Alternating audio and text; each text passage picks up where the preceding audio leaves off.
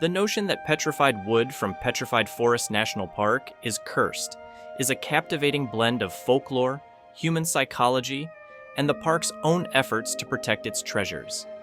This belief has persisted for decades, fueled by eerie stories, tangible evidence, and the park's unique mystique.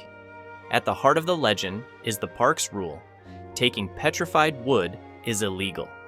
Established as a national monument in 1906 and a national park in 1962, it safeguards one of the world's largest collections of Triassic-era petrified logs, trees fossilized 225 million years ago by silica-rich groundwater.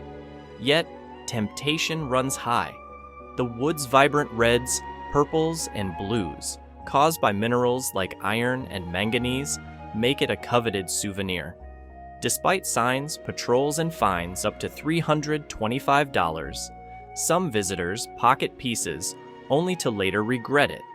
The curse narrative took root as rangers noticed a peculiar trend. Petrified wood started arriving in the mail, often with letters confessing misfortune. Since the 1930s, the park has received thousands of these returns, hundreds annually even today, forming the Conscience Pile near the Rainbow Forest Museum. These letters detail uncanny woes: car accidents, job losses, illnesses, even divorces, all blamed on the pilfered wood. One 1940s note claimed a man's livestock died after he took a piece. Another from the 1980s linked a rock to a string of bad luck, ending only when it was mailed back. No scientific proof ties the wood to calamity, but the sheer volume of stories builds a compelling case in the public imagination. Psychology plays a role. Guilt over breaking the law or defying nature's sanctity can amplify everyday setbacks into perceived curses, a phenomenon called confirmation bias. The park subtly encourages this tale, displaying returned rocks and letters as a deterrent. Rangers recount how a 1932 Studebaker on the old Route 66 stretch might have carried a thief who later mailed back their loot, adding a historical twist to the lore. Fascinatingly, the wood itself ties into ancient history that might inspire unease.